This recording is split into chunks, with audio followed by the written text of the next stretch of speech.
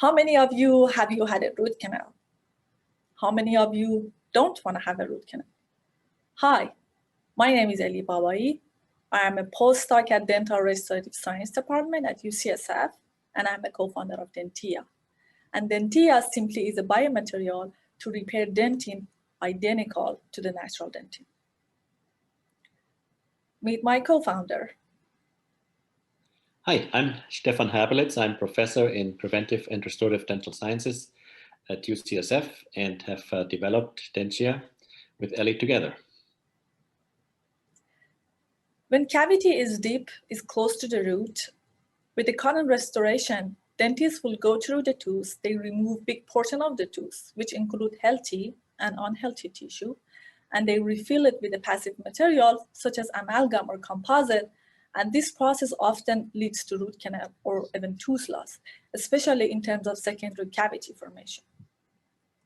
However, at Dentia, we have developed a minimally invasive restorative approach, meaning dentists will only remove a small fraction of the cavity, they refill it with our cement, and they recap the enamel with whatever materials that they want, such as amalgam or composite, and over the time, that portion of the lesion that is left behind will get repaired, and mechanical functionality will be recovered within a few months. And interestingly, one of our interview with a key opinion leader, he mentioned, despite of advancement in root canal and implant therapy, nothing is better than having vital and natural tooth. We have tested our solutions in the lab. We have created cavity artificially, and we treated with our solutions. We add a few drops of our conditioners, and we recap the cavity with our cement. And as you see on the picture at right, the cavity get repaired, and repaired dentin is indistinguishable from the native one. And it's because of our technology. And I will have my co-founder to walk you through our technology. So in our product, we use a system that's called Polymer-induced liquid precursor. That's mainly a polymer that is able to attract calcium and phosphate ions. And when these polymers interact with collagen, calcium and phosphate is released inside the fibrils and mineral forms within the lumen of the fibril. And that's very different from just applying calcium and phosphate solution where the mineral forms just on the surface. So by forming intrafibrillar mineral, we reinforce the matrix, the protein, and therefore get the increase in mechanical properties, what we call functional remineralization.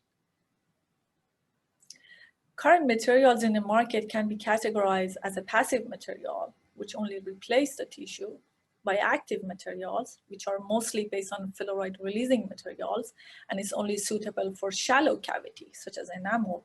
And what we have is a bioactive, biomimetic material, which is based on a pilt-releasing materials, and it can repair and conserve the dentin tissue.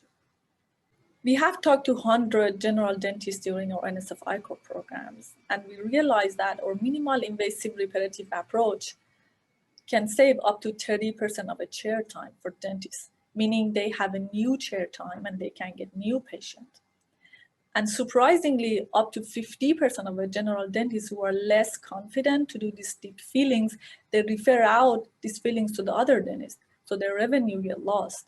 Also discovered that we reduce post-op pain and sensitivity, which subsequently reduces a follow-up visit. And dentists, they won't like that because they have to do it at their own cost. According to a couple of years ago market research, this kind of a material has about 170 million market size in the US. And normally dental manufacturers, they sell their products to the customers by relying on a big distributor such as Henry Schein and Patterson, who together get about 80% of a market share. And they market their product through emails and magazines and trade shows and continuing education courses. In summary, we have invented a solution that cures and preserves the dentin tissue. We are a platform technology because our peel technology can be used in any mineralized tissue such as bone and cementum, and we are protected with a strong IP at UCSF, and we are going to rely on already established distribution channels, and there is a history of acquisitions in dental restorative space. And with that, I'll thank everybody and finish my presentation.